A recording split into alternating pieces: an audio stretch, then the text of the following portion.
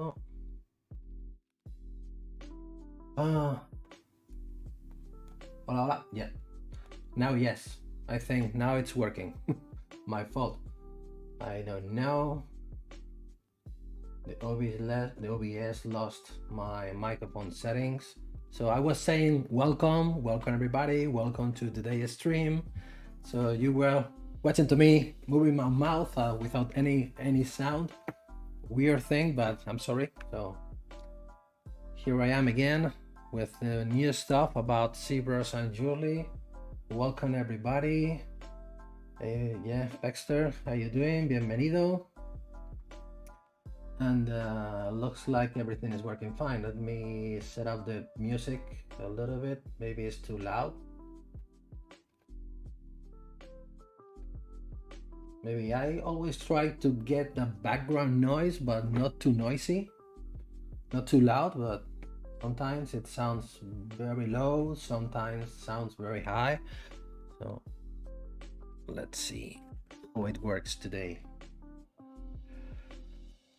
Okay, let's see. Everybody is here. Looks like the streaming is working fine. Okay, for today I going to come back again to this design, this dragon. Remember, this is a piece I made a time ago. This is the piece that you are watching on the canvas on my screen, but I have a problem because I made this long time ago, and I already made some printings from it. I want to show you some pictures. Let me see where I am here. If you go to my website, if you go here to the galleries, let's make it this a little bit wider, and you go to cam and casting, you will see you're gonna see it here. I made a printing test. It was printed on a Solus 3D printer, high resolution resin printer. You can see with all of the supports and stuff. You can see here the size. The size is around, check. The size is around 40 millimeter high, maybe a little bit less, maybe 45 or even 50 millimeter this high. It's not a very big piece, but the problem we have now with this is that you can see you can have a very good printing with a lot of the details from the front, from the back, but in terms of cleaning, you know that once you have the casted piece in gold in this case, or in silver, if you want to clean it or to make the surfaces shiny or without the growing lines typical from the 3D printer, it becomes very difficult to finish. So now I have in mind to make a little bit more simple version, much better for being manufactured as a jewelry piece. That's the reason why I retake it again, and I am trying to redesign with the same concept, with the same idea, trying to get as much as possible from the original design, but trying to make a more friendly jewelry piece for printing and for casting, and also for stone setting, because I have been talking with a friend who normally does the stone setting on my pieces, and he has in mind to put a little stone on each scale. So I need to check out if I have enough room for the necessary sizes. Like it is, could be crazy to set up one stone on each individual scale. Maybe I'm gonna try to simplify a little bit the body, but anyway, it will have many stones on the surface. So let's see what it comes out. So I didn't say it before, but do you have any questions, comments, or suggestions, or any you need any feedback about something? Don't hesitate to send me your question. I will be happy to answer them. Here I already have one question. Comics Legend. Good morning. You have question about if the client decide to make the scales bigger or smaller. Yeah. If this is the problem that I have now, could be the same answer. I'm gonna put it like this. This is the problem that I have.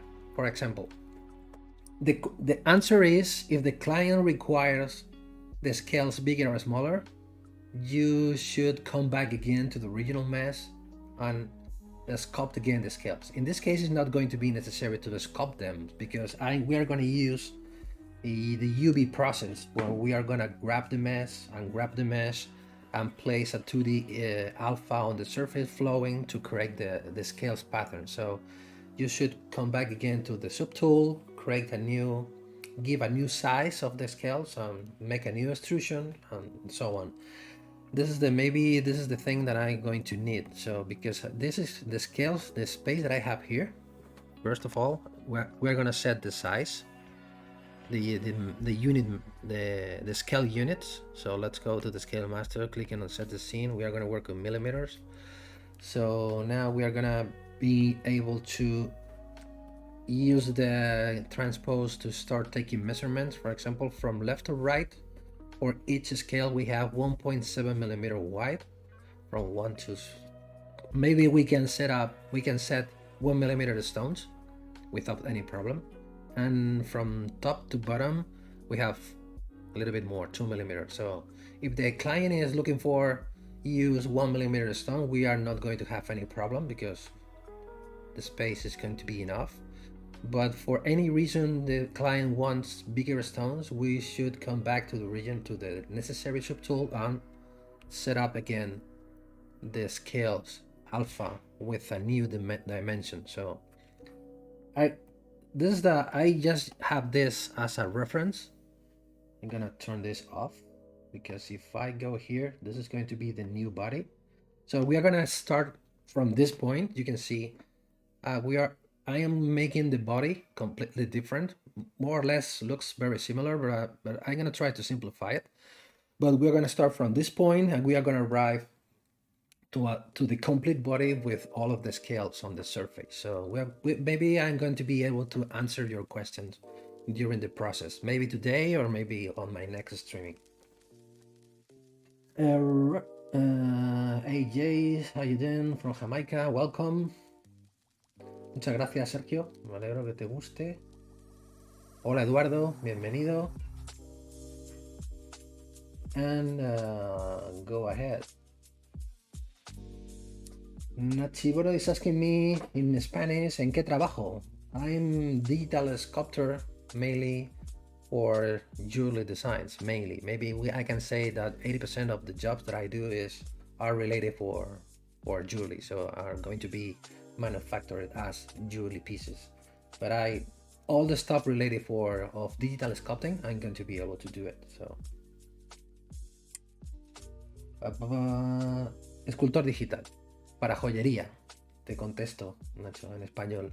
Pero todo lo relacionado con escultura digital, cualquier tipo de trabajo me dedico a ello de forma freelance.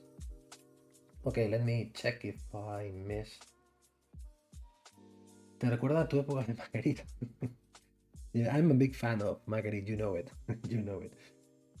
Yeah, one of the best things that I like about Margarita is how the complex pieces looks like. So it's like we can sculpt or design even anything without any limits because you were able to manufacture it. Okay, so let's go ahead. So I have this cube, which music is too loud for me. Let's put it on 12. Maybe like this, or like this. And Okay, so I have this cube, this extruded cube on the back, because I'm gonna use this as a reference, as a limit, because when we are designing a pendant, you know, we are looking for most of the cases a flat surface on the back to have a good laying. When you are wearing the pendant, it stays on the chest, so without any peaks or any extraneous forms that could damage the person who is wearing the pendant. So that's the reason why I used to start always from a back surface. In this case, it's a cube. If I have this cube selected, I can read its measurements. It is 51. It's X, Y, and Z is 60. That means it is around 51 millimeters. So if I was checking before, the pendant is going to be around 50 millimeter high from top to bottom, total height. So this is I also use this cube as a template, as a reference, to know that I am making a design bigger or smaller than the desired size. And if I turn off the on the boolean, you can see here, the subtool already has the negative icon active. If I turn on the boolean, I can start moving the mesh, and to know how far I can go to get more or less a flat surface.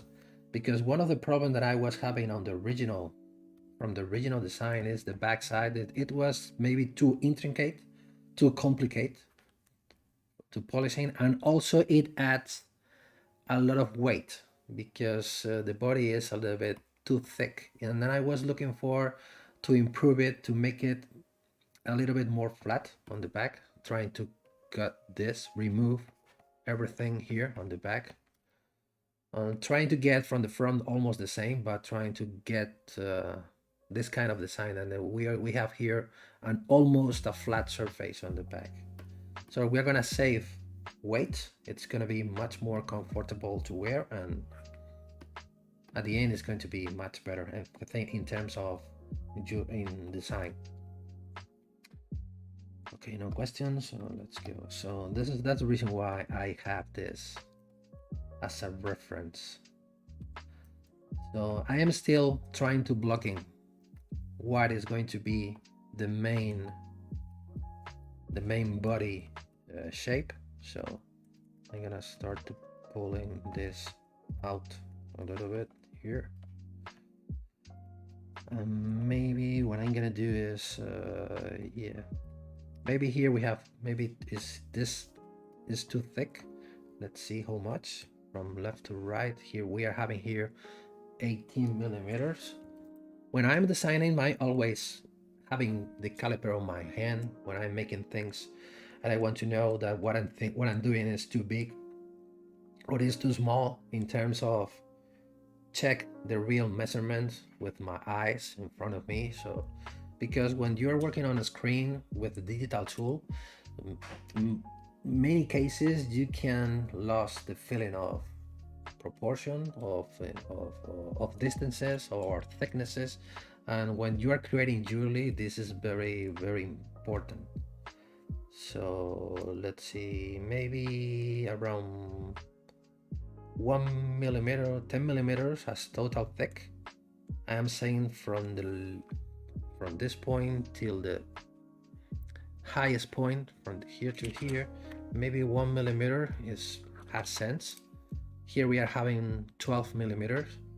You can see, I think you don't see because you have here on my top, no here, no here, on my top left corner, you have there the ZBrush logo, but I am reading the measurements there. Let me show you, because I always forgot that you can't watch them. Let's see, from left to right in this case. Yeah,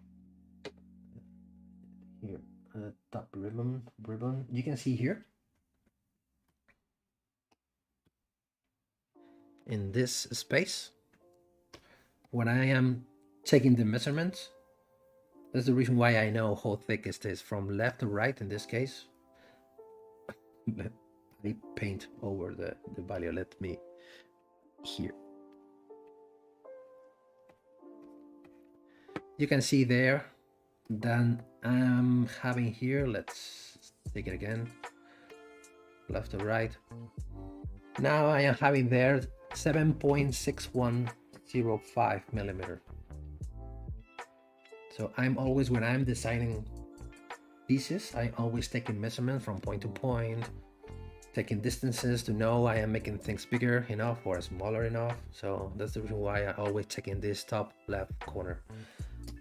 You can read them here. They're all, you can read them here again at my bottom left corner. Here we are, I am having the same value, but here it doesn't say millimeter. If you want to know this calibration distance, you can go to preferences, transpose units, and you will find it here, calibration distance, this value. But I prefer to read it on this the top left corner. Okay, let me put the logo, ZBrush logo again. Okay. Curro Pérez Fernández Askin, si he manejado Blender, ¿considero muy difícil para la escultura de Blender a la de ZBrush? Nunca he manejado Blender, no te puedo contestar.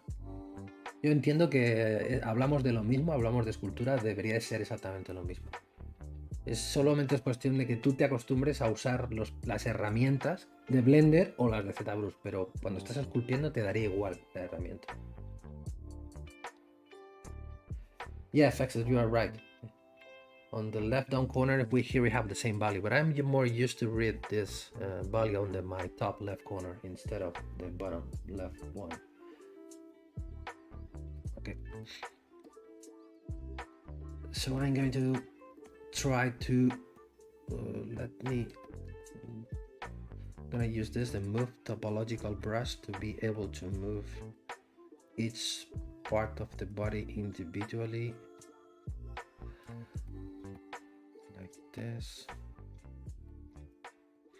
And I'm thinking about changing the way that I set the stone from the original design.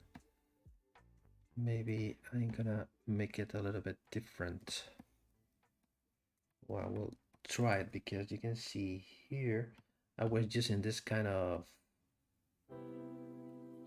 a stone setting here on the back to keep the stone in place. And maybe if I'm gonna try to put a little part of the body on top of the stone, not touching the stone, but trying to get the effect that it is on top. It is, but it should be, I think in my opinion, should be necessary to don't hide any portion of the stone, to try to, from the front view, to hit the whole circle. So don't avoid to try to do this. Let's try to get here a whole circle, but here maybe I can push it, put it here, and put it here. So with this we are gonna get a thinner surface or volume here. You can see I'm always checking all the views. And more questions. ZBrush is better for organic sculpting. Yeah, it could be, but you know that there are different tools, different softwares that you can use for digital sculpting. It's not the matter. It's not so important, the tool. Of course, ZBrush, in my opinion, is the best one, because I'm a ZBrush user. Of course, I never use any other digital sculpting tool. But it's just we're talking just about the tool. So you are the artist, so it doesn't matter the kind of tool you are using. So maybe if you spend more time in one than the other, you're gonna learn more on that tool. So you're gonna be more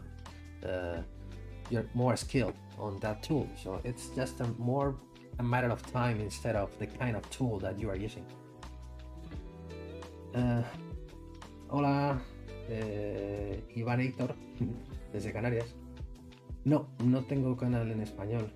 No tengo. Todo lo que hago, de momento lo hago en inglés. De momento. And more questions. Pero de todas, bienvenido a estar aquí. Si preguntas en español, te puedo contestar en español, no hay problema.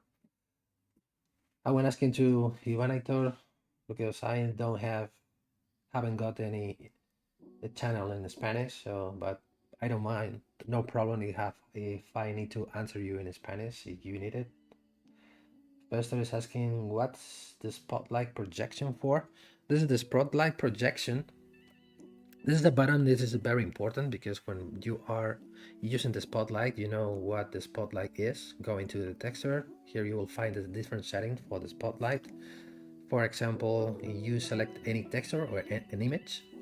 You click here, add to a spotlight, and this is the spotlight. So where you can use to the image to transfer the pixel information, the color information from the picture to the mesh. So we are talking about coloring or transfer the texture from the picture to a 3D mesh.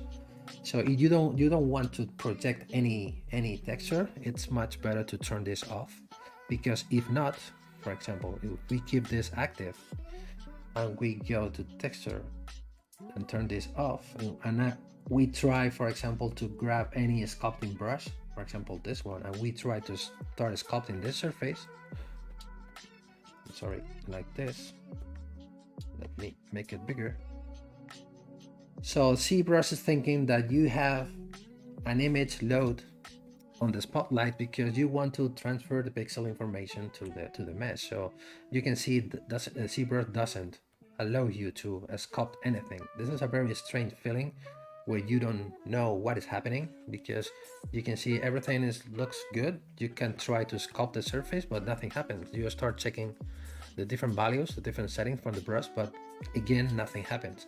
That's the reason why you have this button active. If you want to sculpt instead of transfer or project the image into the mesh, you should turn this off, and now you are gonna be able to sculpt with a normal way. So that's the reason why I always have this button active, because sometimes I forgot that I load an image through the spotlight and I need to start sculpting and I feel that nothing is happening. So then I remember, oh, I should turn this off before I start sculpting anything. So the spotlight projection. The spotlight, it's a very powerful tool. My knowledge about it is very basic, because you can see you can toggle this dial, the menu about the spotlight with the Z key on your keyboard. You can turn it on and off. You can do many different things. Not only transfer the pixel information, the color information from the image to the mesh, but also you can sculpt things, create meshes. You can do many different things. I recommend to you to try to make some searchings about the tutorials about the spotlight. But I only use the spotlight just to place reference image when I am sculpting. I don't use the spotlight as an sculpting tool yet. So let's see, if you want to turn this off, Shift C and it's gone. De nada, Iván Héctor, de nada. Puedes preguntar en español. Okay, let's see. Oh, wait, but also I have in mind to put, I think I was talking about this before on my another stream I was making using this model to try to put here a kind of hinge, because in terms of wearability, I never know how to pronounce that word. When you are wearing something, when you are having the pendant on your chest, this is too long, and when you are, or for example, you are bending in this size or you are moving, you can this as the pendant is too long, maybe the tail, the end of the tail can hurt your skin or your cloth.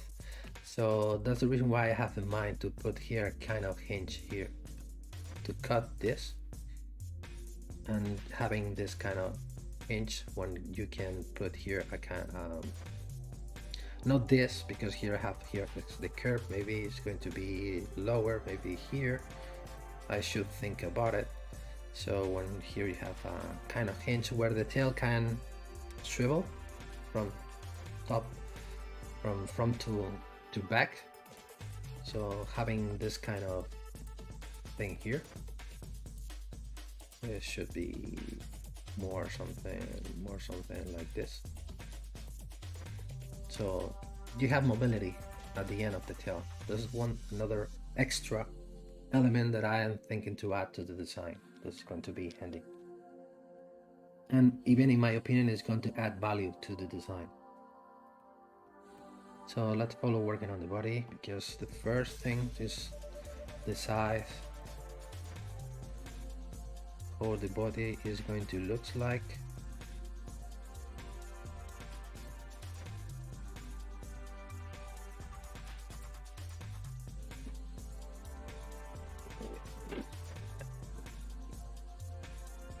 This.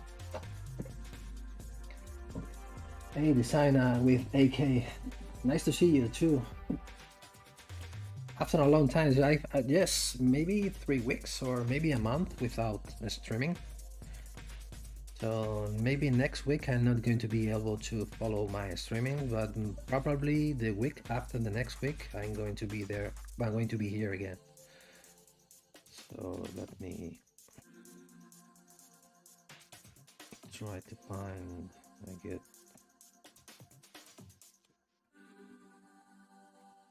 Because when we are designing jewelry piece, maybe we should be think not only about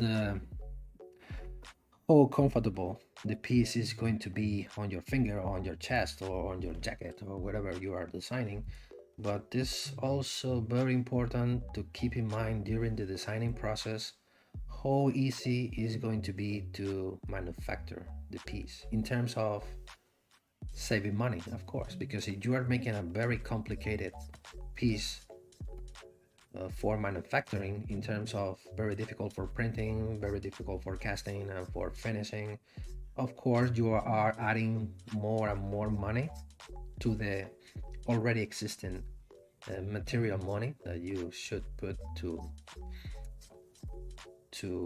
make the piece, to bring the piece into reality. Of course, talking about the metal, we are talking about gold or silver or whatever, but we should be thinking about try to make as more simple things as possible, of course, as possible,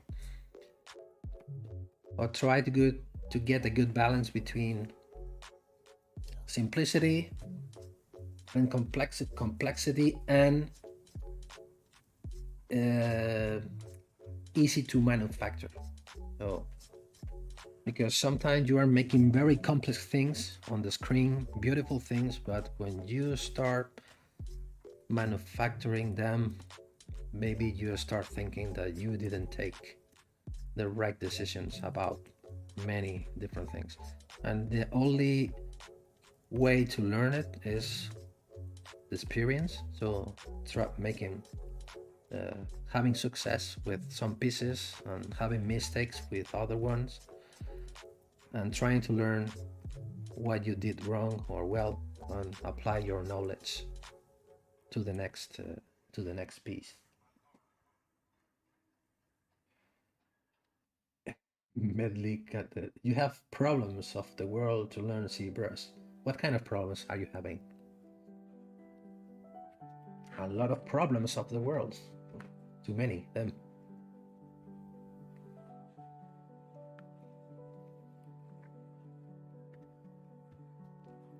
So for example, in this case, it's going to be maybe a thing is going to be good to get a little bit of air between the two surfaces, like this. Maybe if I grab the arm,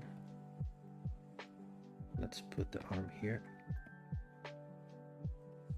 And this arm should be a little bit more in front. I'm going to think about to rebuild or to remake the arms as well, not only the body and also the arms. I like the position of the arms, the elbow here, but I don't know if I'm going to need to make a new ones, or at least trying to improve the 16 one, because we should start thinking about into how many pieces is going to be necessary to split the design, because of course, as you have seen on the picture that I showed you before, I printed the piece as a one single piece, but in terms of manufacturing, it's going to be much better to split the design into different pieces and start thinking about an assembly process, again, as more simple as possible. Like this, and the neck. Maybe the body here should be a little bit thicker.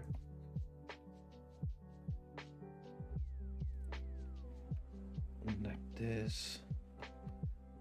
I'm gonna turn off on the floor with the 3 axis active.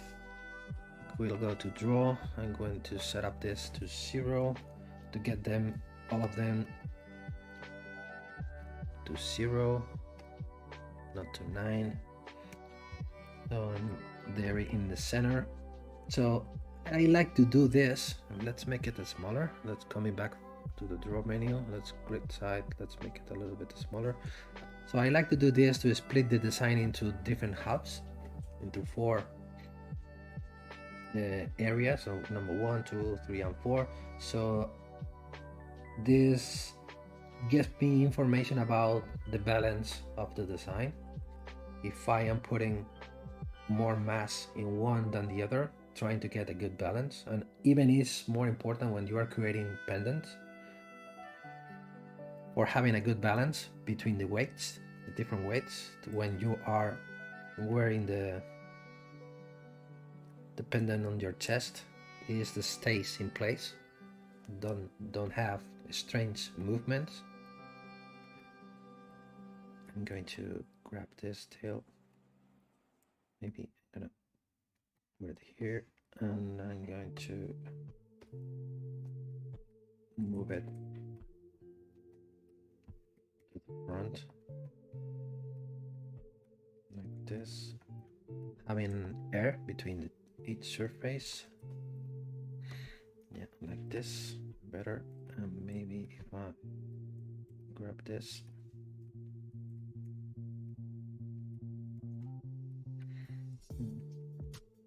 as I said before, if I have in mind to put the hinge here, it's going to be a good idea to have a vertical space here, so we can put the tail there. I still don't like this bending. Let's see. Let's push this back.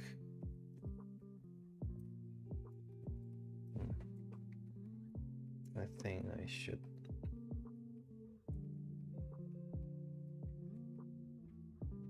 Let's add some polishing to start relaxing the mesh. Okay, like this. Yeah.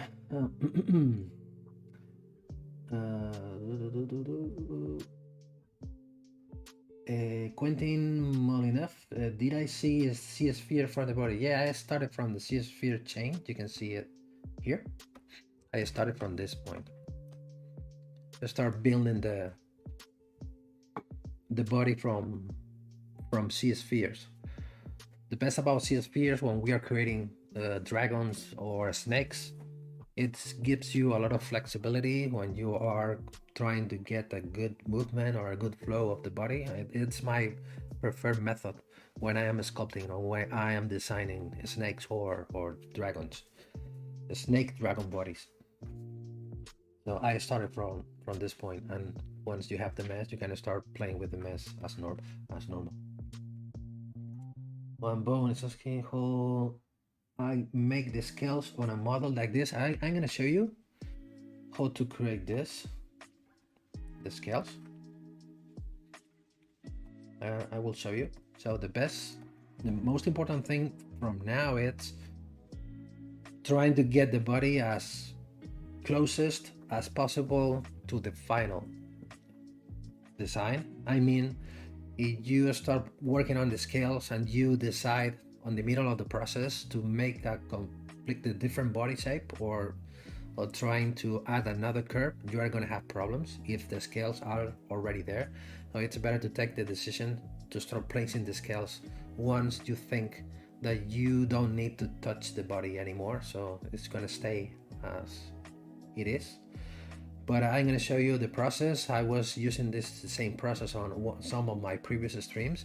So we are going to create a custom alpha pattern, seamless, and we're going to use nanotile texture plugin to create the alpha, tileable alpha of the scales. We're going to use the UV master process, the UV mapping. We're going to grab the mesh, and then we're going to use the noise maker to put the alpha flowing on the body. That's more or less are the main concepts about how to place the scales on the body. I was making this process. If you go to my YouTube channel,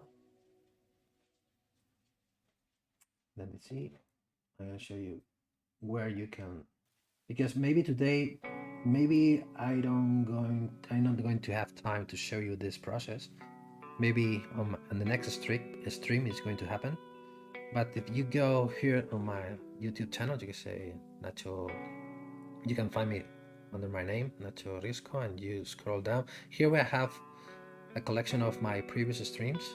You go, for example, to this one. I was using this, I was designing this as scales, and I was using the process that I've been explaining to you, where it is.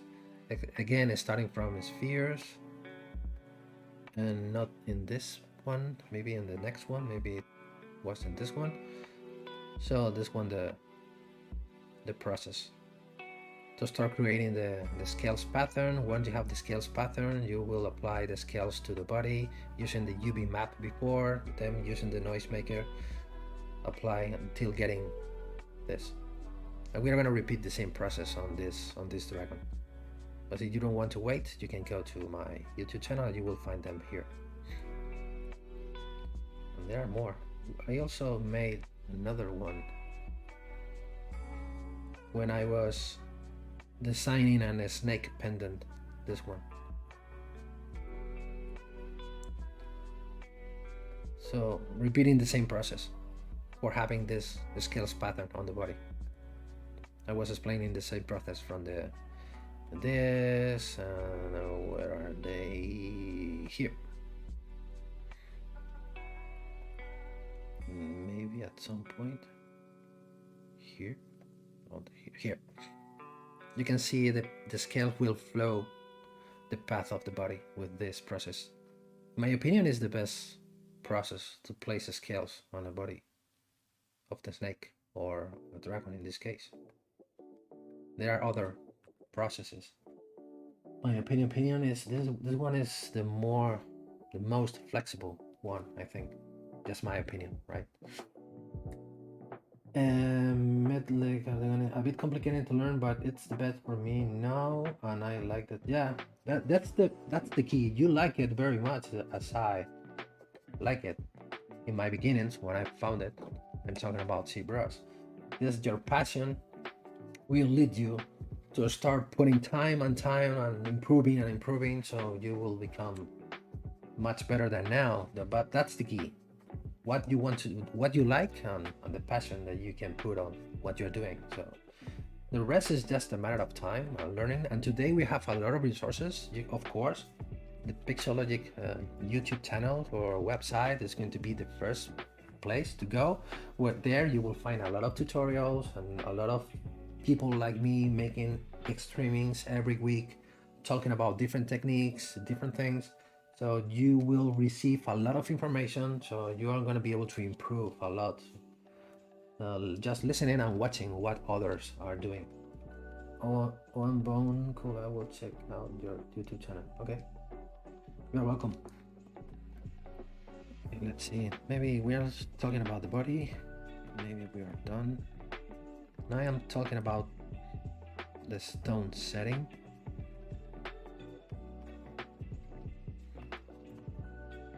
Maybe the stone should be not so deep, should be more or less.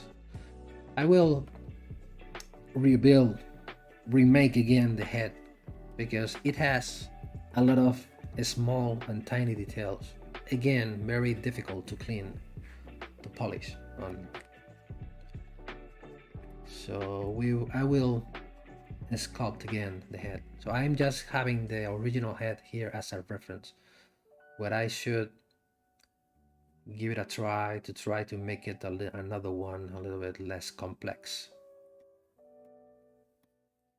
Okay, let's see. We should be thinking about if the stone is going to be placed from the front to the back. So we are going to put the stone in this direction, from the back to the back, or from the back to the front. Maybe from back to front is going to be better.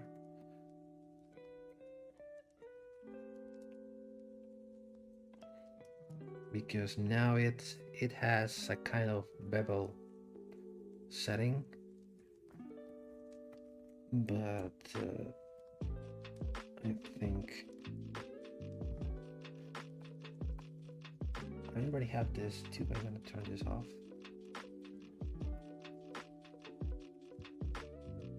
Because I have this one, you can see here.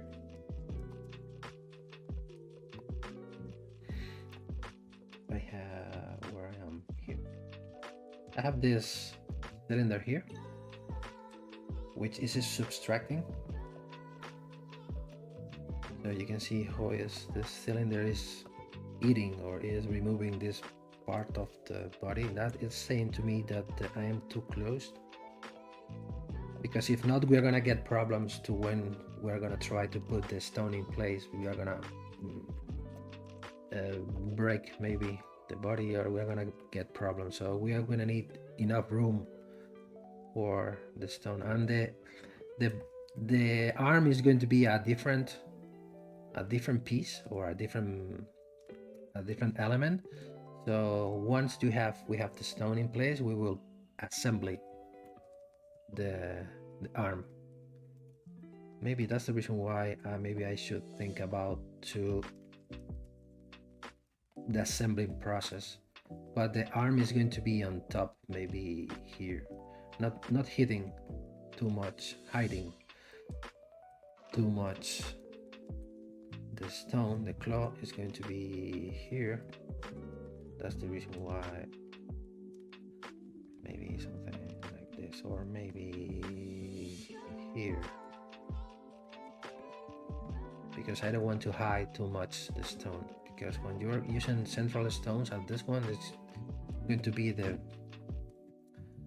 central element, maybe it's too small.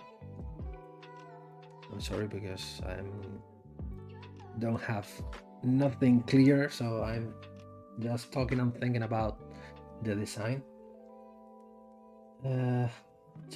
Patty, welcome.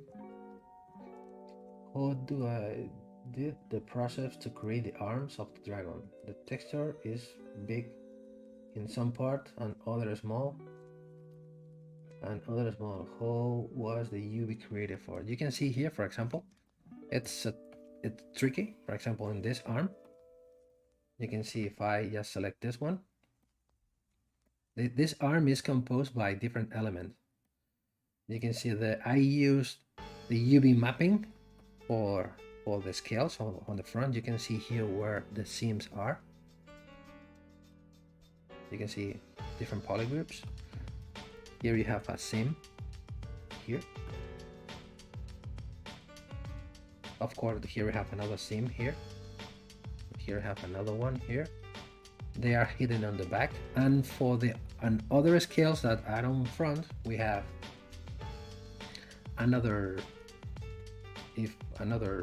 subtotal, or another mesh. I'm sorry. You can see they have been placed one by one, just for having this kind of good transition between the body and the arm. So the arm is this one. If I go to here, auto groups, we have this. If I have this is the arm, and this is the solder I used just for covering this portion of the solder, and that's it. Simple. Simple trick, I think.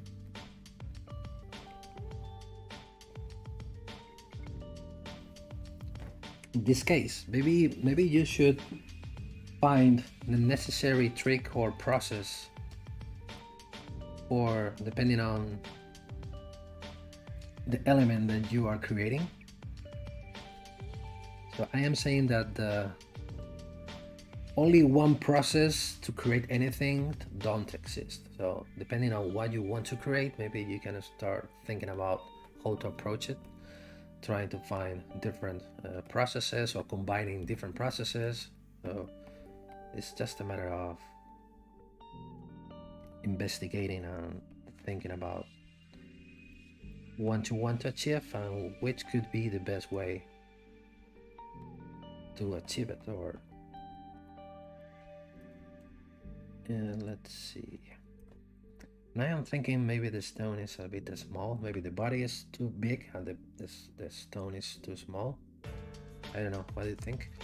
I'm gonna try to make it a little bit smaller. Let's see how it looks like. Of course the head now looks very big. Let's turn off the head.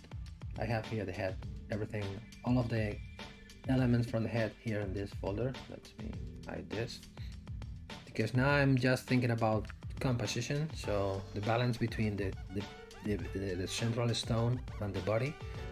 Maybe like this looks better. Let me think something like this.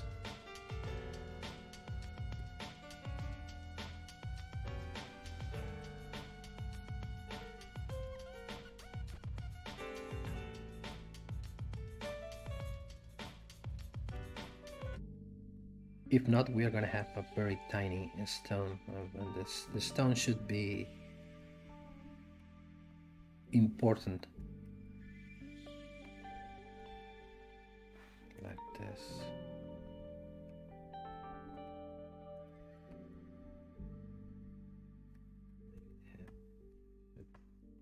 You can see the same thing here. This is why we're using this folder. I'm gonna delete this because I don't want to use it anymore. And that's it. And maybe details should be here. Now I think, my opinion, we have a better balance between the different sizes of the stone and the body. Let's work like this. If I hide this, let's see, it's going to be possible to set the stone there. You can see, yes. One of my favorite features of ZBrush is the light boolean system. When you can see, we can see the boolean here. Is the boolean that is happening using this cylinder, the necessary space for the stone. This cylinder is, let me read it, it is 13 millimeters. Maybe I should be talking with the stone supplier to know how big the stone it is. Maybe instead of, maybe we can say maybe 14 instead of, I'm gonna turn this off, maybe using a 14 millimeter stone like this. In the center, so it's going to be smaller. Now it's smaller than it is 1347. If we want, of course, the stone, to know the final stone size is going to be very important. My mistake, I don't have that information yet. 13, so here the necessary space should be a little bit bigger, so maybe it should be, instead of 14, maybe 14.2, a little bit much bigger than the stone size. And we are having here, I was saying that I need a bit of air here between the two elements. Yes, I should have like this. What I'm gonna do is I'm gonna repeat this. Let's duplicate it. Let's make it thinner. How thin it is, we can use the scale master. Now it's 1.5 millimeter. Maybe it should be a little bit thicker. Let's say 2 millimeters. But you only want to change one value. It's necessary to turn this off. So I can change the Z-axis only. Now it's thicker. And this is going to be the back side. Okay. This is going to be the back side. This more or less here. It's going to be placed here. And then this one, this don't need to be, should be more or less aligned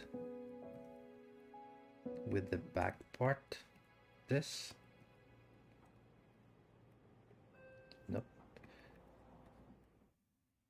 I used to use this polish. You can see when you're polishing, when you're using very low amount of polygons, when you're polishing the mesh, you can see the mesh start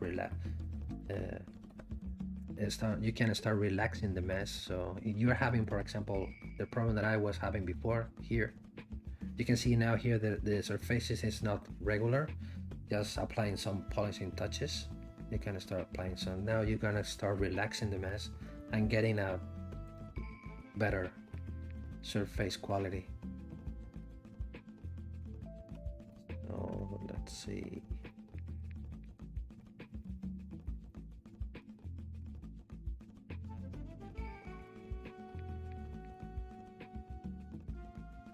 Like this.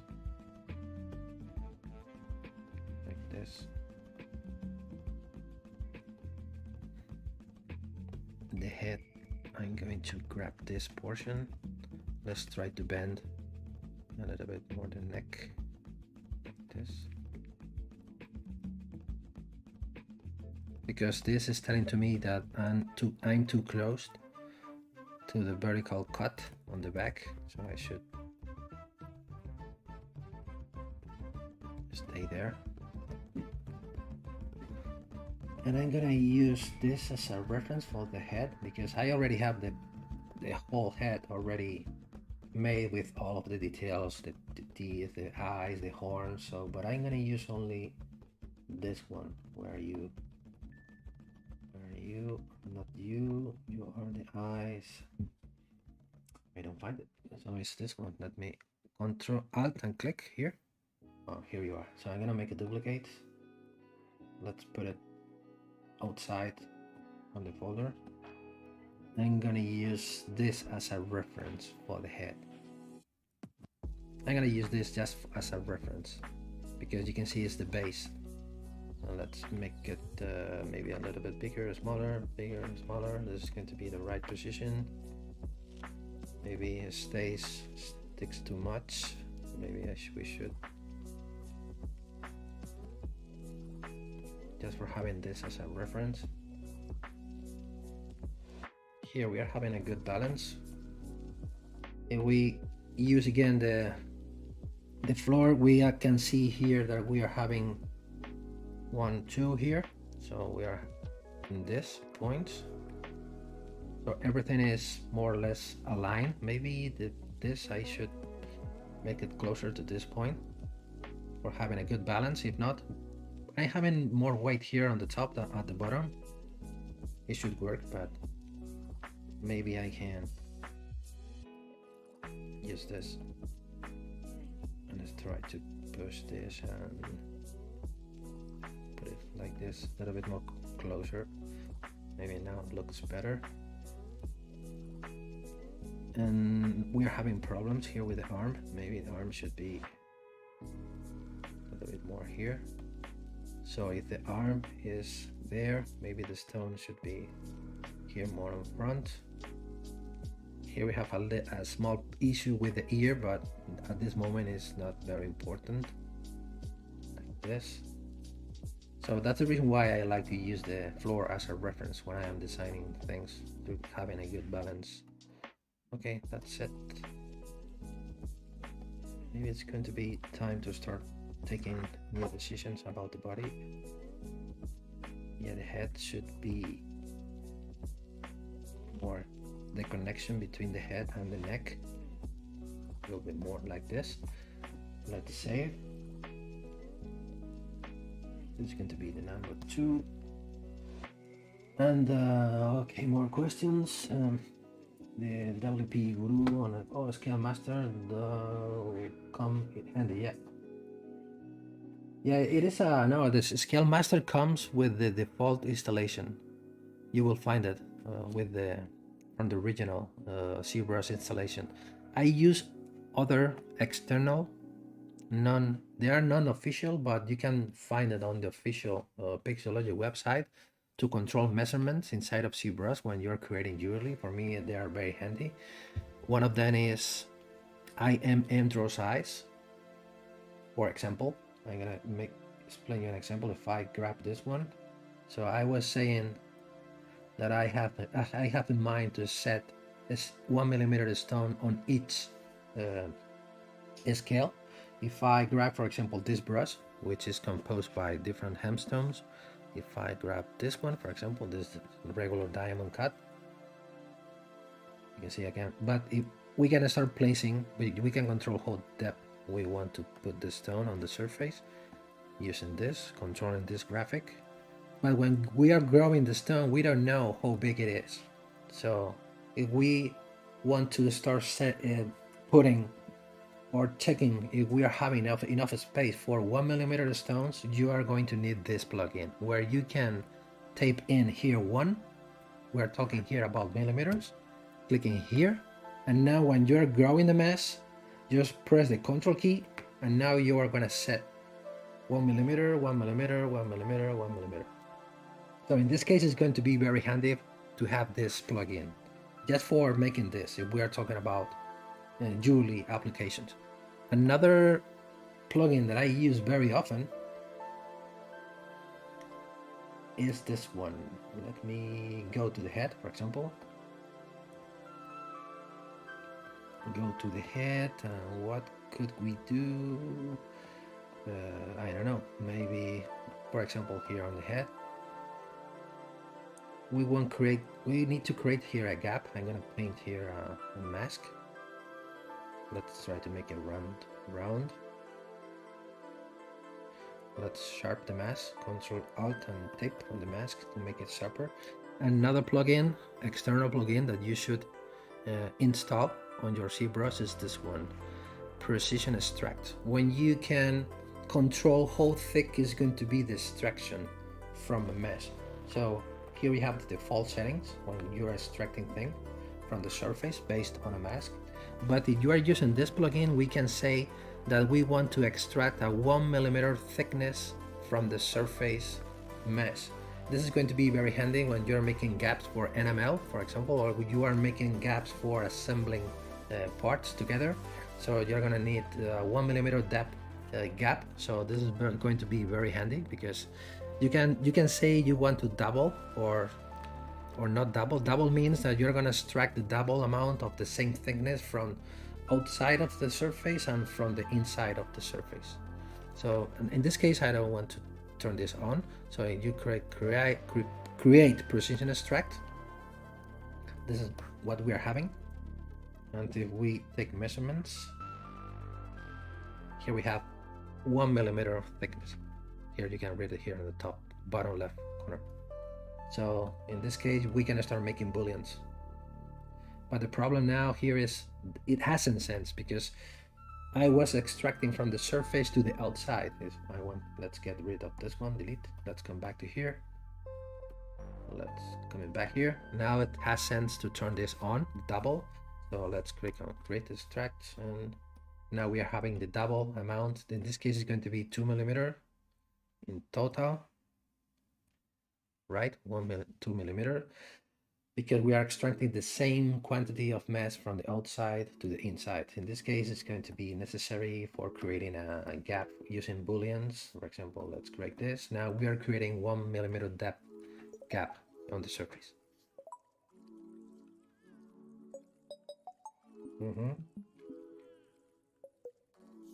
Found it, yeah. Hey Raul, welcome. Perfect. I have been looking for a tool like this. Glad to see. Yeah, this is for me, it's very important. I use the precision extractor plugin, the IMN draw size, the scale master, of course. And another one, it's going to be very important for you if you are creating jewelry. Let's delete this one first. It's the Kitco and Metal Quotes plugin, where you can check out the weight of your piece when you are designing. For example, if we want, for example, if we are having something like this, and because it becomes something that we like, so we should go from here to start detailing the surface, adding the scales, putting more elements. But at this point, it's going to be a good decision to know how weight it is, because if we are starting from a point that it's too heavy, maybe before I start going to another process, detailing process, is going to be necessary to try to make it lighter. So make it thinner, smaller, or whatever you can do before I start adding details or whatever you have in mind. So for example, let's delete, let's hide the stone. You here. And I'm going to hide this. I'm going to make a boolean mesh. So I'm going to create a boolean just for the subtools that are visible now. So the body, the two arms, the tail, and the head. More or less the head. The head needs to have more elements, but at this point it's not necessary. This is the final result.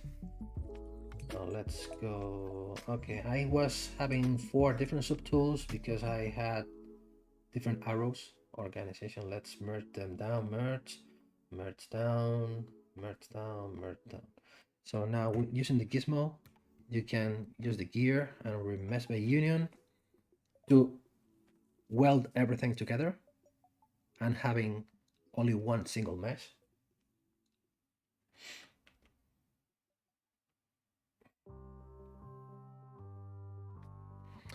Okay, let's wait. We are almost done. Yeah, ready. Yeah, we are gonna split 2 parts.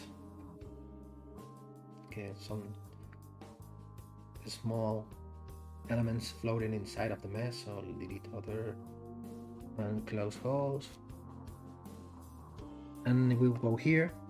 We know that we are creating at this point, at the point where we still need to add more elements, more details, that of course they are going to add more weight to the final piece.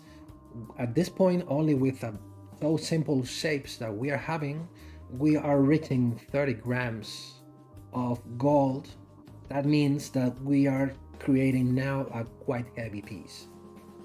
Now it's time to start thinking about make it smaller maybe, or make it thinner, or I should do something, because 30 grams, you can see here the money, it's a very heavy and expensive piece.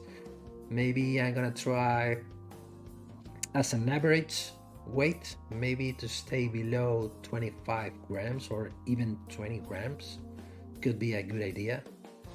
If we are having in mind to cast this in gold, maybe it's not going to be cast in gold, maybe in silver with gold plating, but anyway, maybe 30 grams as a pendant is going to be a very heavy piece to wear on your neck when we are hanging on a 30-gram piece of metal. Because if we are making silver, you can see we can go from 30 to 19, maybe has more sense. But we are as an objective, as a challenge, maybe we can have a challenge of try to achieve a 25 grams or 20 maximum weight of this piece. So, and even if we here have we have the hole in the middle, it's still too heavy. Let's see how big it is.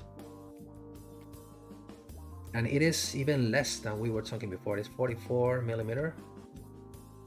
44 millimeters by 28 millimeter by 12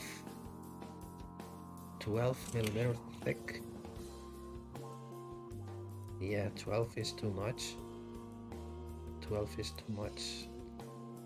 We are having this. We are saying 12. We are reading here from left to right. Here we are having 12 millimeter. It's too very thick. Maybe I should push back the head a little bit, make it flat on the back, make this distance a little bit shorter, so maybe here instead of try to remove this portion. Okay, let's start thinking about how to make this not so heavy. So let's come back to the original.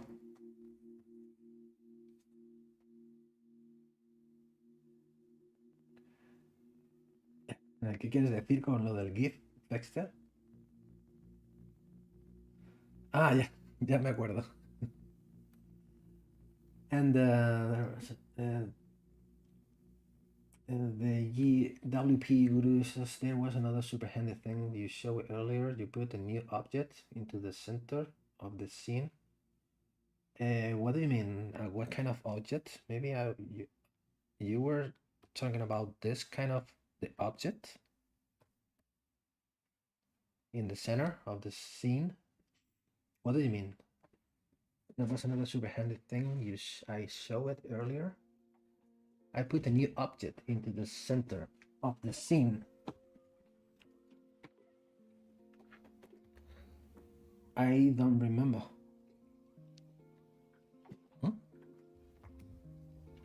I don't remember. I'm sorry, but I don't know what are you about. What object are you talking about? I enter the coordinates manually for a subtool. Yeah, maybe. You have two ways. For example, let's see that, for example, we want to know that this cylinder is exactly in the middle of the scene, or exactly in this case on the front view is 100% centered in the middle. You can go here, geometry and position, and you will find here the three different coordinates here about the X, Y, and Z. You can see it is almost in the middle of the X, but if for any reason I'm gonna push it here, you can notice here that it is not exactly in the center of the X-axis. That you should know that it is completely in the center. So you can go here, type here 0, and you will send it exactly to the center. You can do this, or you can use and do it this. You can do this handy buttons that I have here on my custom interface. Just clicking here, ZBrush will send it the tool directly into the center of the X-axis. You will find these buttons here. And do this. If you go to macro menu, you open this tab and you will find them here: 0, 0, 0, 0x, 0y, 0z. And also you have this, where are you? Center mesh to world.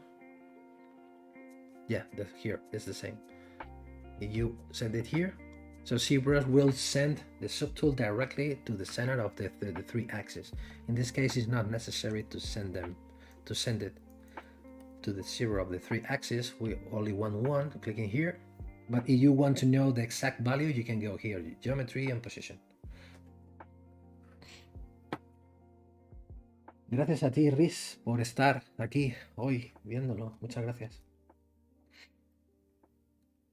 And you already have a new feature that I never used it before. Inside of the subtool menu here, maybe if I remember well, it's a new feature that comes with the latest version, 2022 maybe. It's the line where you can start creating different alignments. Of course, not only with only one subtool, with different subtools, but I don't know how it works. Like this. You can see all of them now are exactly in the middle. I never used it before, but could be handy in some cases. Yes. The new alignment processes that you have here. You have here different kind of ways to align subtools. But I like to use this process. Okay, let's see. Let's go here. We said that it should be, the head is, maybe the head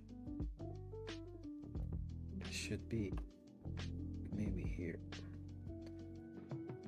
this here, and where I have the head here, this head should stay here to check how much we are cutting using the back plane. Yeah, something like this. Then the neck should go here. Maybe the head, maybe we can change the angle, having something like this. And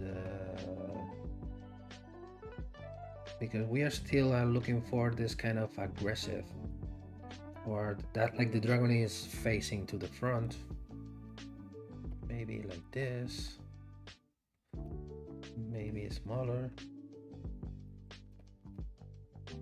and maybe, yeah, something like this.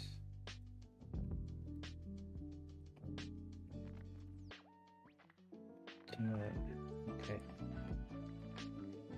maybe the arms, they are going to need to be a little bit smaller, not so big. And we were saying that maybe the body is too thick. We should push it back to make it thinner, because 30 grams of gold is a crazy thing. I prefer to get here still the air between the two elements. This, I don't care about this, that they are completely, and maybe we should go back a little bit more like this. Here we are reaching the cutting area like this. Maybe here, maybe with this tweakings we are doing, maybe we are saving maybe, I don't know, 2 grams, or, and even we are gonna create the body from the back hollow. I'm gonna try to make it hollow from the back as well, to make it not so heavy. This is going to be another tool that we are having, where we are creating jewelry pieces to make things hollow inside to save weight, but we are not going to be able to check how much weight we are saving till the end of the process. But we should keep this in mind, and we are going to be able to save even more weight. The best of the best. Are you talking to me? No. No, I think not. Jerry Schultz, you are welcome. Even if you are late, no problem. If you have questions or comments, just write them down on the chat.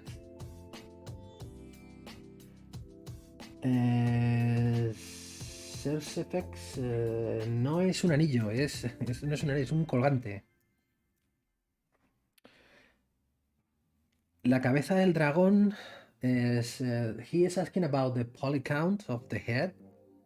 At this point, I'm gonna explain it first in English, if you don't mind. So at this point, I don't care about the poly count. So if we are talking about 3D printing, we are gonna be able to use as many polygons as we want during the sculpting process. At the end of the process, we're going to use the decimation master to decrease or to remove the necessary polygons on the mesh. So I don't care about the poly count. In this case, if I need to answer you, here I am using this. Here you can see the mesh. The mesh already has subdivision levels. This one, at its maximum value, it has less than 1 million. And but again, I don't mind about how many polygons I'm using. I always try to get, I'm talking about for each subtool, I try to avoid to reach more than 3 millions for each subtool, depending on the kind of detail that I need to create. But I always try to stay below 3 millions, maybe 2 millions, 2.5 million when we are talking about high detail subtools.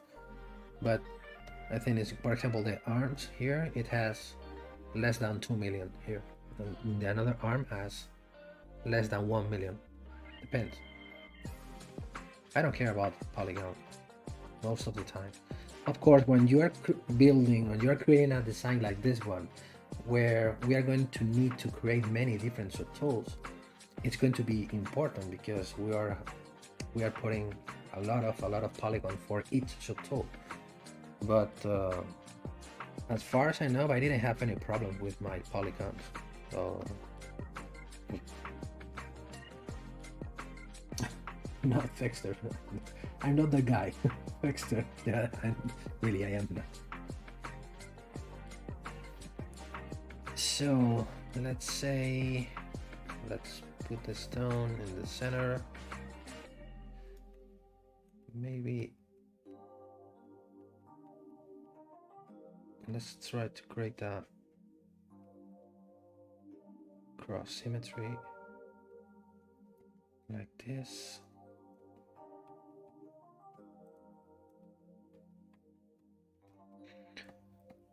Okay, let's start making different things. I'm gonna save this as a progress file. Hi Frances, welcome to the streaming. If you have comments or questions, just write your comments or questions on the chat. We are becoming more and more people, so thank you very much again. So I'm gonna start subdividing. Here I have, let's start working on the body to start making more progress. This is the polygroup distribution that I have. When we are creating a chain of spheres, you can see the segment between each sphere becomes a new polygroup. That's the reason why I have this kind of organization of polygroups. I don't want to use this kind of distribution, so I use the shortcut Ctrl+W to create only one polygroup based on visibility. So the mesh that we are having on the canvas, now it has only one polygroup. Muchas gracias, Riz. ¿Se me entiende? ¿Quieres decir se me entiende en inglés o en español? En inglés trato de que se me entienda lo mejor posible. Muchas gracias.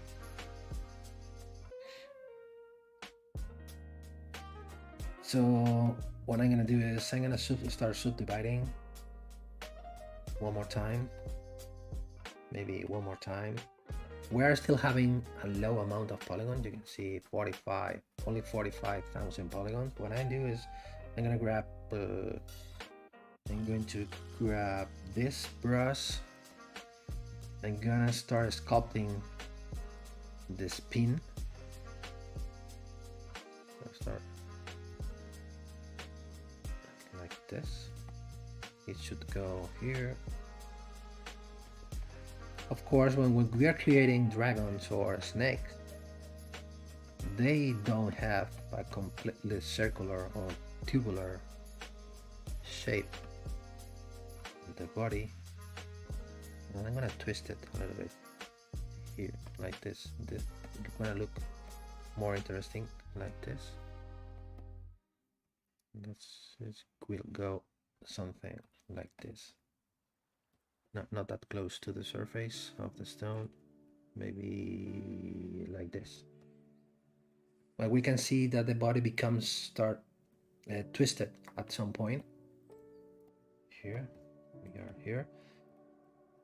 We don't care only about the, I'm only worried about the front view, so I'm gonna hide this portion. Hide. And let's see, this pin, maybe it could be something like this. No, I don't like it. Maybe it could go from here to here and to the back. Let's see how it looks like. And not really. I'm gonna smooth this. I'm gonna grab this and I'm gonna make it something like this. No, doesn't work. It should go maybe here.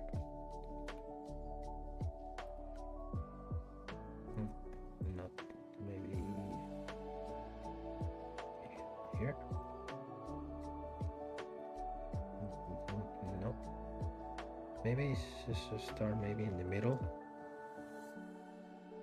When we are watching it from the side, maybe we are having here the two spins here together. Okay. So name I need to connect this with this. And like this, maybe it's going to be good. So let's apply some polishing like this.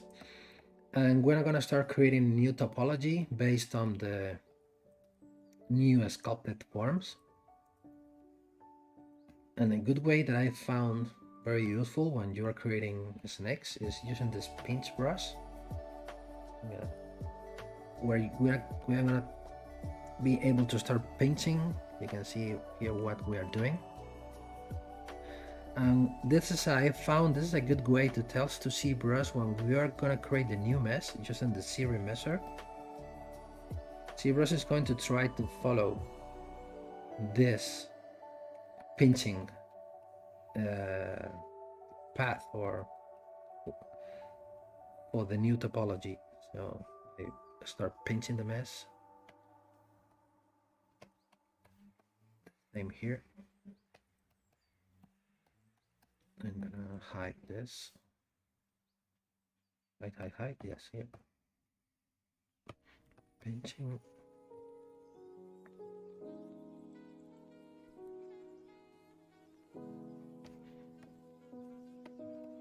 Yeah. Let's make it more aggressive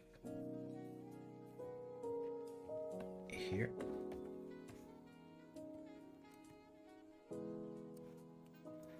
Because as far as I know, what ZBrush is doing when we are using the ZRemesher is checking the vertex. So it's gonna try to follow the new vertex position. And now we can go now, let's go to the ZRemesher. Let me check what it is doing. We don't have polygroups yet, so let's turn this off. We want to create a mesh with a double amount of polygons. Let's click on chain. And I prefer to set up this instead of 50, which is the default number, to 0, because ZBrush is going to try to make us more regular quads as possible. It's just a personal taste. And let's create a ZRemesher. There you go. You can see the ZBrush is trying to follow. What I do is now I go to half to start creating a more simple. No, not this point. I don't like it. Let's half from this point, from the pinching mesh, pinched mesh. Yeah, like this. Let's apply some pinching. You have another process that you can follow. You can use this ZRemesher guides when you can start creating a guide like this. You can use this process. If one process doesn't work, well for you, you can use this one. When you are creating a path and you are trying to tell to ZBrush, hey, follow this path when you are creating the new topology. I want to create an edge loop here like this. Let's go to ZRemesher. Yeah, looks better. Something strange is happening here. Let's click on half again. I don't like it. I don't like it. Now, yes, more or less. But I think the problem that I'm having here, I don't know if it's related to the. If you want to remove a curve, you press the Alt key and cross it. I'm going to. Not like this. I'm gonna hide this. Hide. And I'm going to.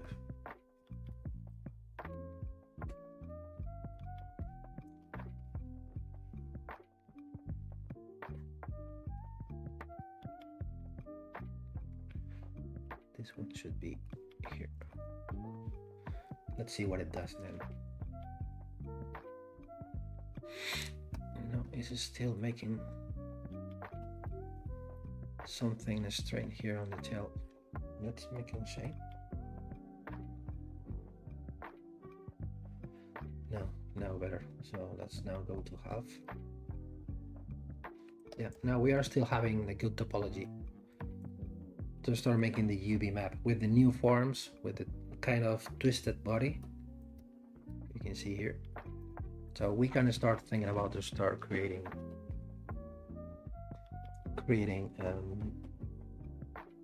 the scales. No questions? Okay, let's go ahead. What I'm gonna do, because I don't like to see this arm uncompleted, it looks for me a bit, I don't like it, so I'm going to remove it. But I don't want to remove the claw. What I'm gonna do is, does it there. I'm gonna delete the lower. Let's click on slice the mesh. I'm gonna slice it this here more or less. I'm gonna select only this. The nails. Let's delete hidden and close for. I'm gonna just keep the claw as just as a reference, because as I said before, maybe I should remake the arm. I should remake the arm in terms of, because it should be a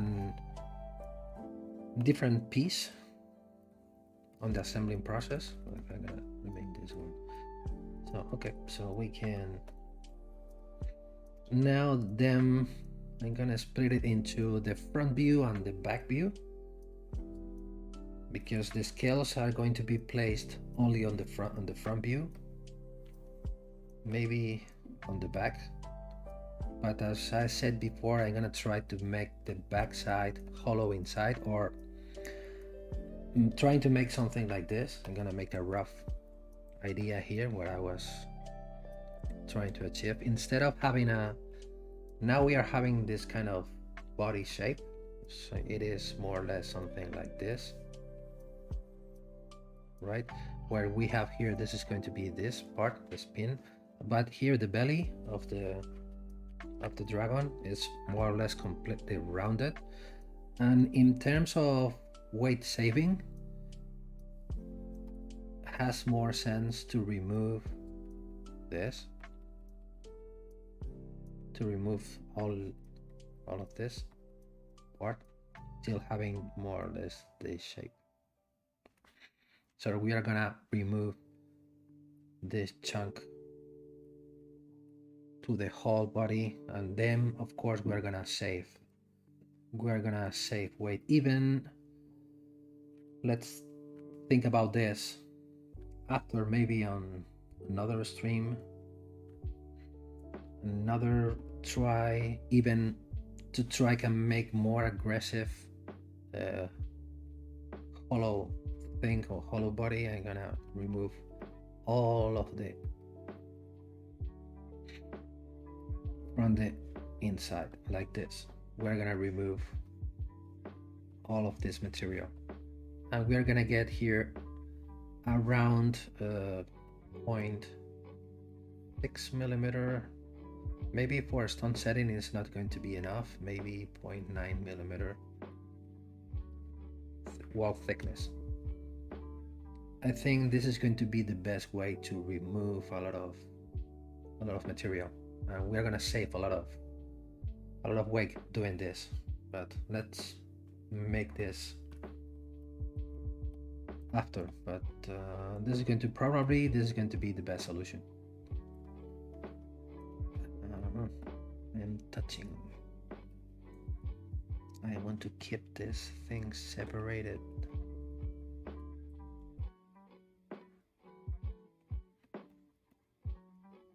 I want to keep this thing separated more or less like this.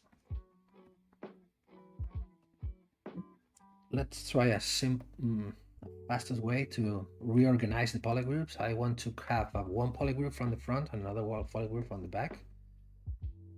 What we can do is you go into polygroups and group front. Now we only have one group front. Now we have one polygroup on the front and another polygroup on the back. This is going to be very handy when you're creating pendants. So and in this case, what you are not be so worried about what is happening on the back. We're gonna try to add some sculpting elements on the back as well, but we are not going to grab the scales on the whole perimeter of the body. Hola, 6black669. Bienvenido. So what I'm gonna do now, maybe I'm gonna select this polygroup. I'm going to go to visibility. Let's grow to send it a little bit more to the back, like this. Control W, new polygroup, a little bit more. Grow and grow. Control W again. Now we are having two different polygroups. And we have some, I'm gonna divide it. I'm gonna paint a mask based on polygroups. I'm gonna fix this. I'm gonna fix this like this. Let's blur the mask, sharpen the mask. So now we are having a more regular paths for the polygon, for the new polygroup. Yeah, more or less something like this. It's not going to be very important what is happening there, but maybe here we can. And now let's create a new polygroup based on the new mask. So Control W. So we're gonna use this polygroup as the front main polygroup. Control drag, Control W. This is going to be the other one.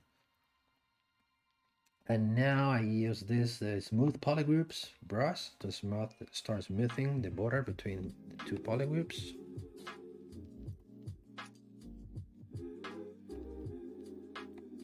To try to get not that so jagged or irregular form.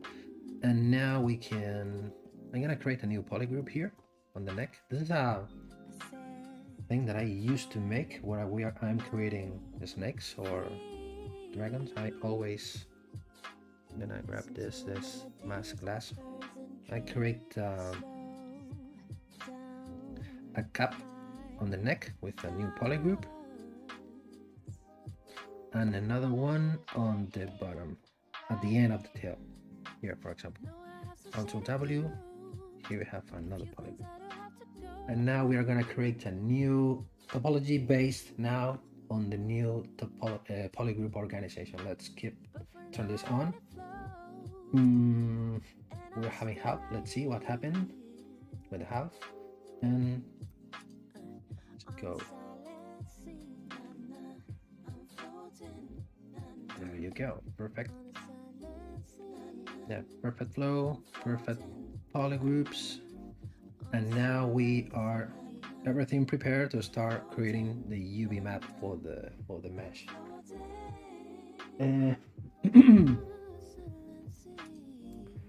Manually enough, I need to some help. Yeah, tell me, I was doing custom UE colors and see modeler menu is transparent now. What is it called? So I can change the color for it. Oh, I don't know because I don't like to change the color of the UI because it should be here somewhere. You go to preferences and you go to the, where is it? Let me remember it. Custom UI. No, I'm sorry about that. I see colors. Here you have a bunch of the existing colors that you have on your UI, but I don't know which one is exactly the one that you are looking for, but it should be here. I don't know where, but I don't know. Yeah, the C modeler is completely transparent. Then it should be something related to the transparency of the pop-up windows. Maybe you can play with this, with the pop-up opacity here. Maybe the setting that you are looking for should be related to any of these pop-up settings. Opacity, frame opacity, shadow opacity, something related to this. Or maybe a subpalette opacity. Maybe you should try to tweak some of them. It happens to you too. And you're talking about this, right? Becomes transparent. So let me see if I change the opacity. Here we are at 41. If we change it, no, it remains the same. This one, it is not. Pop-up frame opacity, subpalette opacity is minus 100. Icon type of background, maybe interface, no. Palette. I'm sorry, I can't help you, but it should be somewhere here on the settings. When you are using this, it's completely transparent. You can see here we have a bit of transparency here on the title, but the body of the menu, you are saying that they are transparent too. I don't know. You press B if it is, everything is fine. What strange thing. You press B, the B is related to the brush. If you say that you are pressing the space bar and then the B, I don't know. Just for C modeler, I don't know. It's a very strange thing that is happening to you. I'm sorry, but maybe I can't give you the answer. Yeah. Hey son, thank you very much for checking my art station. By the way, you have been checking my art station. I'm gonna give to you, this is my link tree. Link, you can see Linktree, link tr.ee/Nacho Riesco. Here you will find all of my social media links. I'm gonna paste it on the chat. If you want to visit or take a look to my work on my website, ArtStation, YouTube channel, Instagram, Facebook. I have 2 different Facebook pages. But you want to go to my Twitter, Behance, DeviantArt, LinkedIn, Pinterest. I am still building my Patreon and it is not still active, but you will find me in many places. So all of them are here collected in only one link if you want to visit and take a look about what I am doing.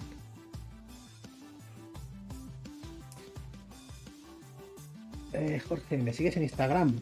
Gracias, muchas gracias por seguirme. Muchas gracias. I would reset your UI to default. Okay, you were talking about my UI? I don't know. To the default. I don't know. I don't know. I haven't done too much experience about the UI settings because I am a very simple guy, just about technical things. Then we can buy you a coffee. Yeah, you are gonna need a coffee, maybe, because it looks like a very strange problem that you are having. I don't know. Maybe it could be some kind of issue related to the graphic card. Maybe, I don't know.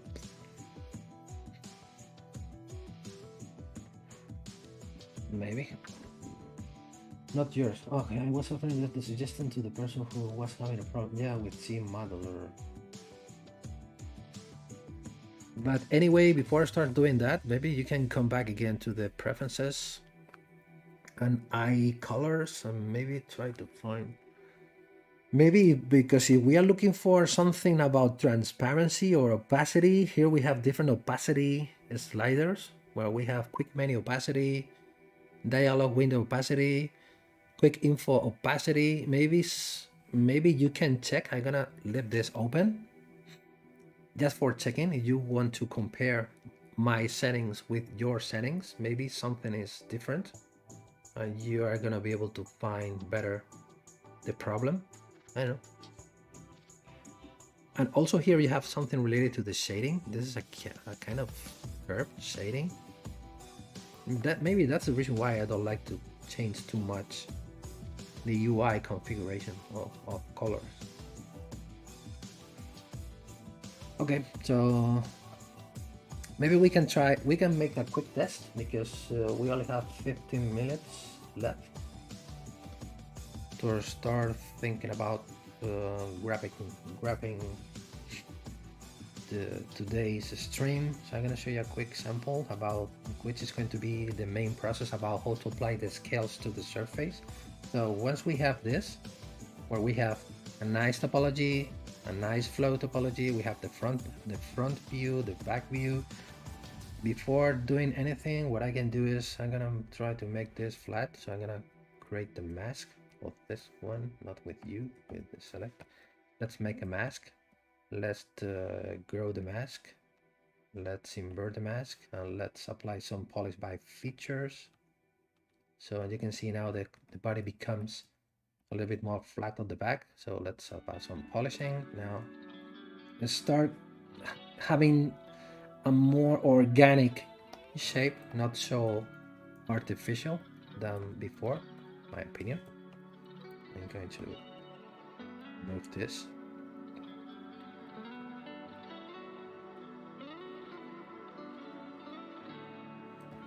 So now it looks a little bit better. Oops. Now when we have this, I'm going to let's save it first. Let's keep it safe. It worked. We did. Yeah, let's replace it. And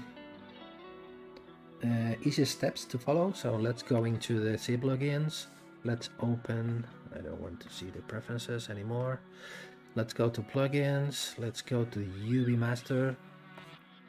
First, click work on clone. We're having a clone, a copy from the original. Let's ungrab the mesh based on polygroups. This button is going to be very important now. And grab. So ZBrush is going to start ungrabbing the mesh. Now it's done. So now flatten. So we have 4 different islands, one for each polygroup. Now it is straight. Let's put it more or less straight. The important polygroup is going to be this one. This we can how organized they are. This is not very important, but you want to see all of them. Where is the other one? Here you can see them. The organization is not going to be so important than the direction or the angle. So the angle is going to be important. So let's flatten And the next step, once we have the Maxon wrapped with the UV coordinates, we can go to the surface noise. We can get into the noise here. Now we can work with UVs instead of the 3D method. Go into 3D. If you don't have a UVs, you are not going to be allowed to turn this on. So, but we already have UVs, so I can use it. So let's click on left bottom corner to load your alpha. I'm gonna load one of my pre-made alphas I have here on my hard drive. Let me find it.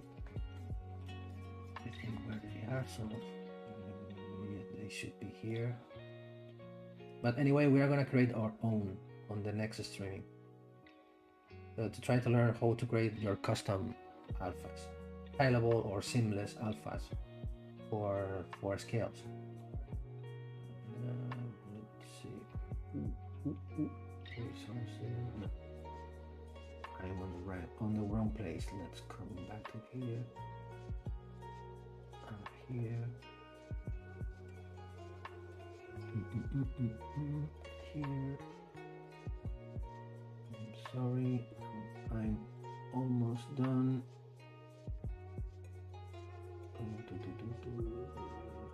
Here. This one. For example, here you have this pattern. This is part of my process. I used to change from white to black. I don't want to use the basic noise. You can see I don't want to use this, so let's send it to 0. And now we're gonna start playing with the setting on. There you go. Here we have a small issue here. Mainly it works good here. They are flowing good, but we are having a problem here on the neck. Maybe you can see they are a bit twisted here on the neck. So the way to fix this is coming back to the UV master, flatten again, and maybe we should grab this portion, create a mask, blur the mask. Maybe let's grab more, blur the mask, and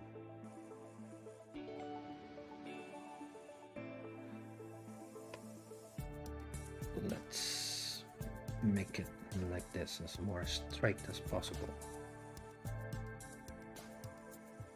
Yep, like this. And something we can fix this too. Blur the mask. Blurring the mask is going to be very important to having a good transition. Blur the mask, and try to make this. Try to make it as more straight as possible.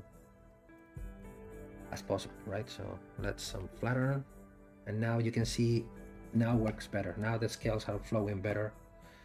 Maybe they are not 100% correct on the neck, so let's flatten again. What we can do, we can grab this, blur the mask, and blur the mask, send it here. Let's make it something like this. Blur the mask. Let's like this, and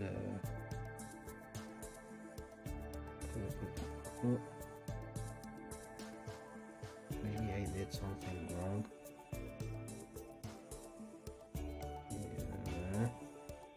No, here, now we are here. So let's fix this again. Maybe here. Blur the mask. And maybe here in the middle.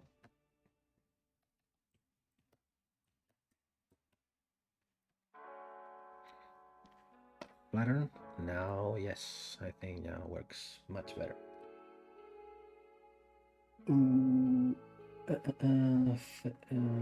Maxon, you have to put your PayPal so we can thank you. No, it's not going to be necessary. If you want to hire my professional work as a professional, maybe PayPal is going to be important, but I really appreciate that you are here watching me and supporting me on my streaming. So for me, it's going to be enough. I really appreciated your support. So now we have the scales. We can make it bigger. We can make this is answering the questions you did before. For example, the custom, we can save this as a master body file, body subtools. If the customer is requesting to us make the scales a little bit smaller or bigger, if we have this saved, we can come back again to it and set up a new scale size and make a new extrusion and create that new updated body for the model. But maybe that's the reason why it's going to be important to keep this safe as the masterpiece of the body. You want to make it, I'm gonna try something, because if you want to make, for example, the scales on the tail a little bit smaller than the rest of the body, what you can do sometimes happens, sometimes works, sometimes not. So you can flatten. This is the tip. Maybe we can grab this portion, blur the mask as many times as possible to have a very well faded transition between the mask and unmasked points. Let's send it to the center. Let's make it smaller like this. Let's grab, for example, this, blur the mask, send it to the center. Let's make it smaller and unflatter. I did completely the opposite. Wow, my God. So okay, let's come back to the flatter. I never remember that I should make the opposite. I was making it smaller on the flat version, and I should make it wider. Let me see if I can't. The problem is that I can come back from history. I should repeat it. No, let's grab this. Blur the mask and make it wider. Let's see what happens now. Yeah, come on. Yeah, it's almost working. We can see too much different because playing with the thickness and with the, maybe what we can do is let's flatten like this. Maybe we can start pinching the mesh. No, it's happening exactly the opposite. Flatten. So if I grab this portion and I make it wider like this, now you can see it starts happening what we are looking for. You can see this, the scales are becoming smaller on the tip of the tail. Let's repeat what I did before. Let's just grabbing the half of the mesh. Let's push it to the left. Yeah, it works. It works. Now the problems that we are having is that maybe they should be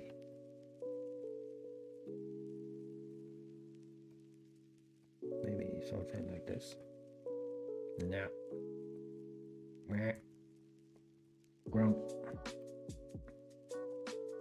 But you know what I mean. So you can start making this kind of fine adjustments on the UV to try to create a good inflate the UV. Yeah, we can try to inflate it. Let's see, we inflate it.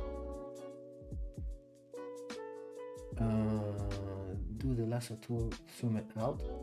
What do you mean with zoom it out? The lasso tool, the masking lasso, like this? I wish there was a slider that I could control and make a huge blur. Yeah, the blur is based on polygons. As less polygons you have, you will be able to achieve a strongest blur. If you're having a dense mesh, it's not possible to have a very good blurring. when zoom it out, I still don't understand you, because you were talking about this lasso, this kind of, let me see if I'm gonna try Y sun that. So you can see that you press the control key and you use the, you can see that you can inflate it, but as we are using a flat mesh, it is not possible to inflate anything because we are not inflating a 3D object. In this case, doesn't work. So let's make it wider. Let's see what happens. Yeah, you can see it comes, start looking good, I think.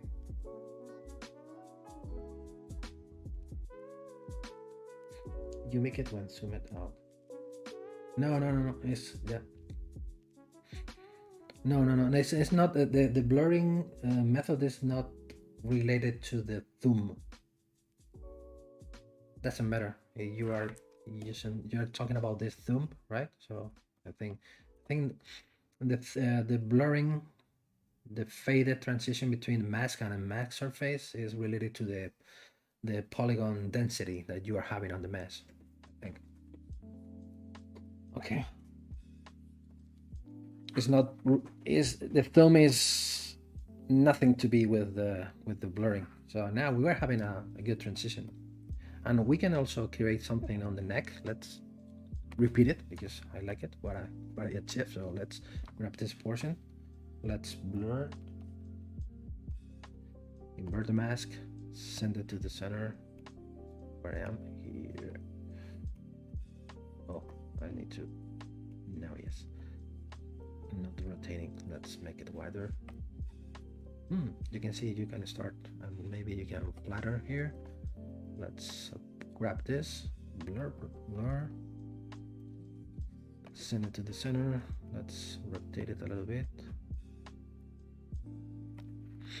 and now we are stretching the polygons, so we are having an effect on the UVs. Then we are having an effect on the surface. Now we are happy with this.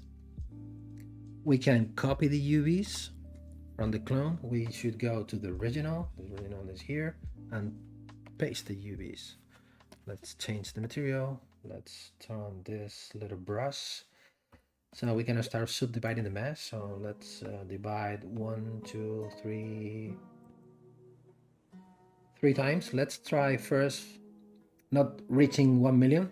We are close to 1 million, but then we should go to the noise, load again the alpha we were using before, from white to black.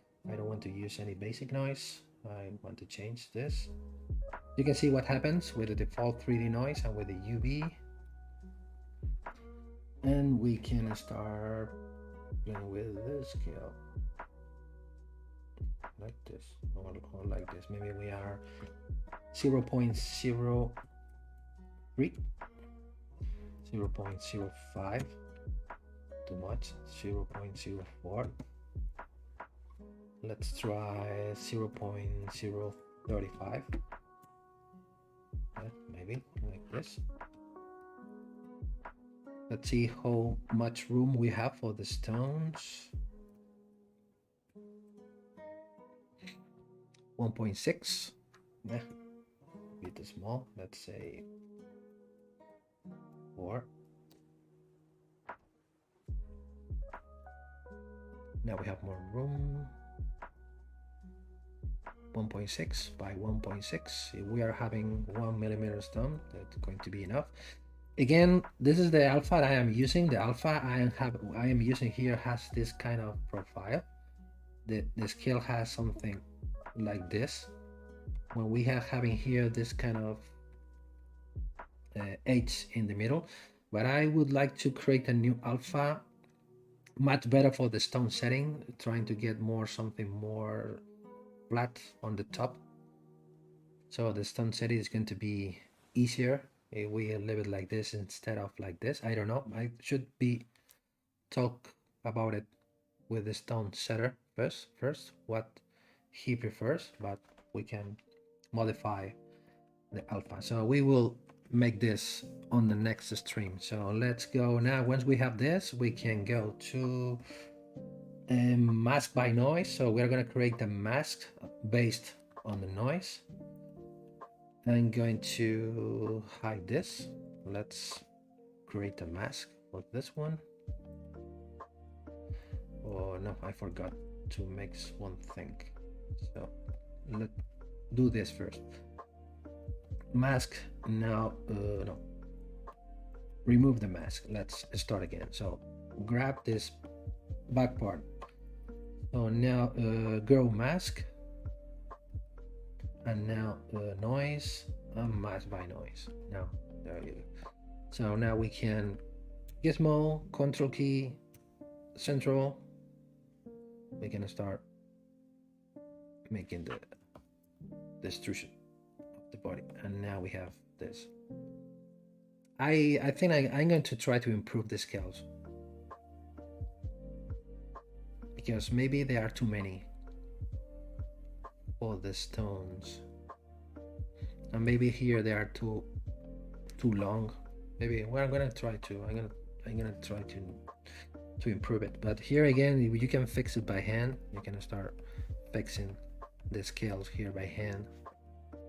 But anyway, I think it looks nice, but okay, they are too long here on the bottom. We should tweak a little bit more the UVs before taking the last decision about the scales. So okay, so we are done. I'm gonna undo this because I would like to repeat the scales as I said before. Let's coming back till here, so we don't have any extrusion.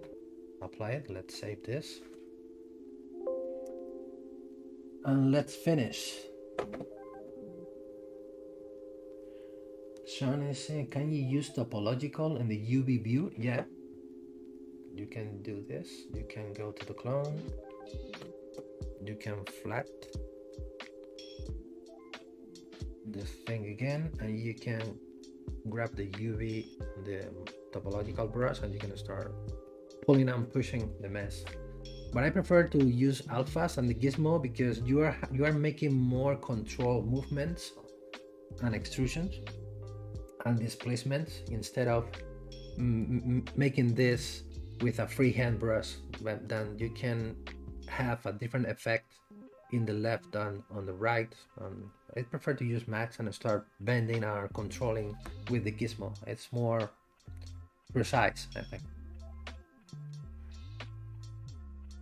Okay, perfect. So thank you very much for all who has been here today with me, and next week I'm not going to be here, so maybe the Wednesday after the next week at 22 I will be here again working on this piece, and hope to see you here again after 2 weeks. I really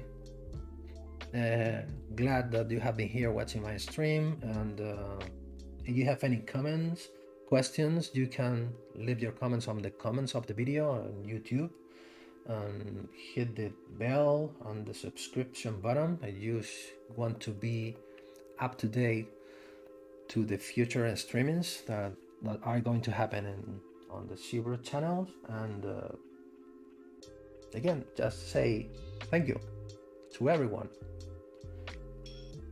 And muchas gracias a ti, Riz, por estar aquí. Muchas gracias, Perfector, the master of the universe. Do you remember that? And yeah, as an art, goodbye to you too, and have a good day, have a good week, have a good weekend, everything. Keep sculpting, using ZBrush, and enjoying the process, of course. So see you. Bye.